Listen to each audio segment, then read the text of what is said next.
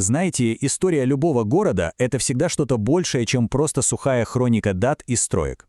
Сегодня наш визуальный разбор — это настоящее путешествие во времени. Мы проследим трансформацию города Абай. Представьте, место, которое начинало свою историю как суровый промышленный угольный бассейн, со временем превратилось в современный город с невероятно богатым культурным наследием. Это наглядный пример того, как индустриальная мощь и совершенно разные человеческие судьбы сплетаются воедино. Давайте погружаться. Вот наш план на сегодня. Сначала мы разберем масштабы промышленного роста, затем посмотрим на судьбы поселков Абайского района. Далее обсудим культуру и образование, и в самом конце нас ждет виртуальная экскурсия по главным памятникам. Итак, часть первая – промышленный рост и развитие. Просто представьте себе эти темпы. Хронология генеральных планов показывает какую-то невероятную стремительность. Смотрите, в 1965 году город проектируют на 80 тысяч жителей. И что происходит дальше? Буквально на следующий год, в 1966-м, план приходится экстренно расширять до 90 тысяч. А к 1976 году вообще разрабатывается абсолютно новый генплан с перспективой застройки аж до 2000 года. Вся эта колоссальная динамика, конечно же, диктовалась бурным освоением Шарубай-Нуринского угольного бассейна. Уголь был двигателем всего, и городу нужно было молниеносно возводить новые жилые микрорайоны для огромной армии рабочих. Но ведь уголь — это еще далеко не все. Людям нужно было где-то лечиться, учиться, отдыхать. И масштаб сопутствующей инфраструктуры в те годы поражает не меньше. Строились не только жилые кварталы из пятиэтажек. Кардинально менялась система здравоохранения. Разом функционировали 8 больниц почти на 1000 мест. Открывались топ-санатории, профилактории, пионерские лагеря. Что касается образования, появилось 13 новых школ и специализированный горный техникум для подготовки своих, местных кадров.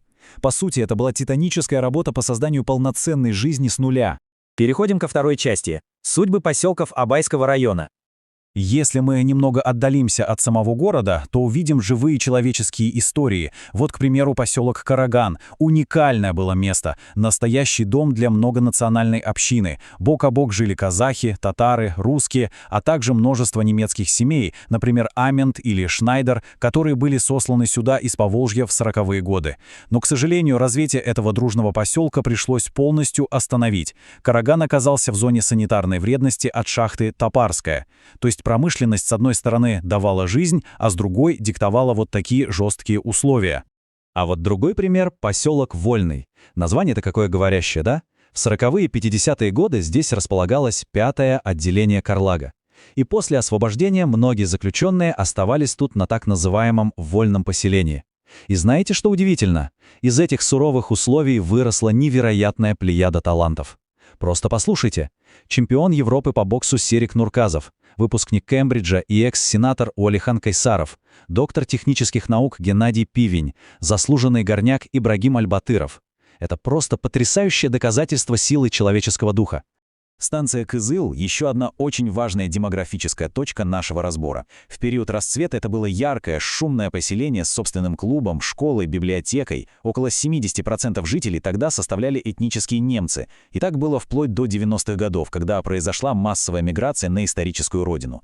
Эти люди, разных национальностей и культур, по сути, были настоящим костяком раннего индустриального успеха всего региона. Двигаемся дальше. Часть третья. Культура, образование и наследие.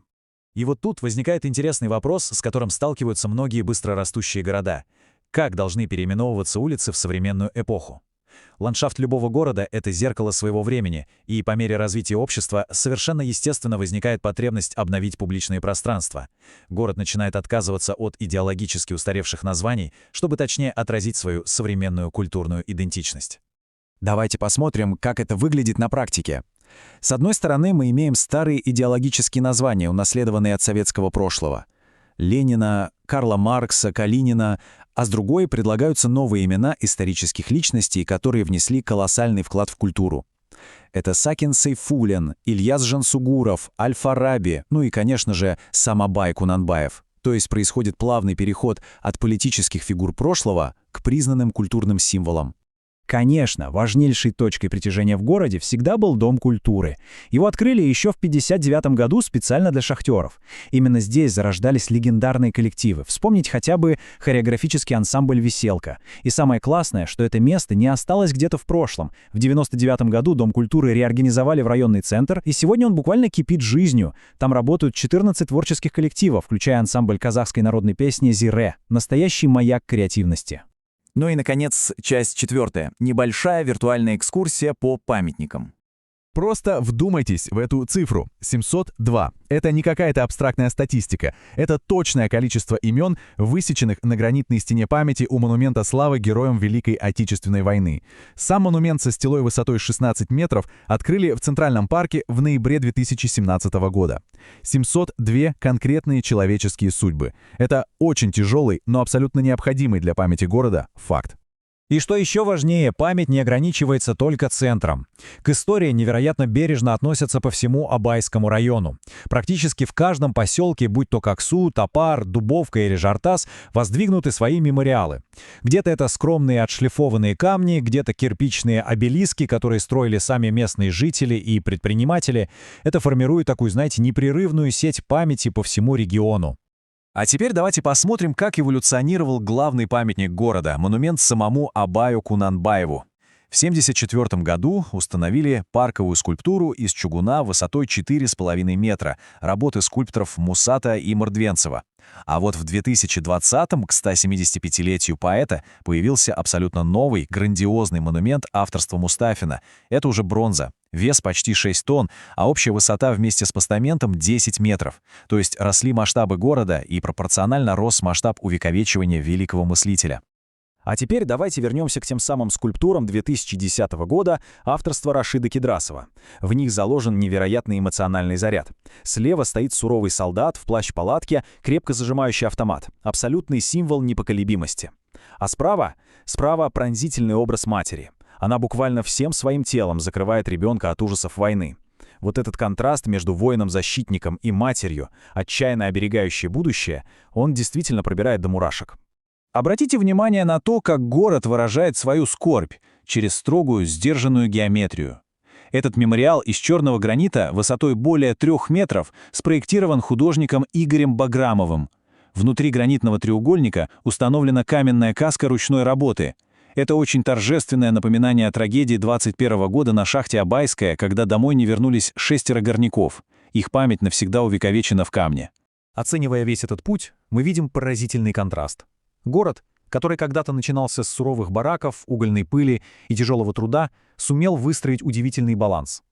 Индустриализация не стерла историю. Наоборот, мы видим, как Абай постоянно подчеркивает значение своих культурных объектов, меняет архитектурный облик и бережно хранит имена героев. Хочется завершить наш сегодняшний разговор вот этой прекрасной цитатой. Изучение истории родного края, каждого его поселка, каждой шахты и памятника — это ключ к пониманию того, кто мы есть. Надеемся, что эта хроника развития Абая вдохновит и на более глубокое исследование ваших собственных корней. Наш визуальный анализ подошел к концу. Изучайте, открывайте новое и обязательно помните свою историю.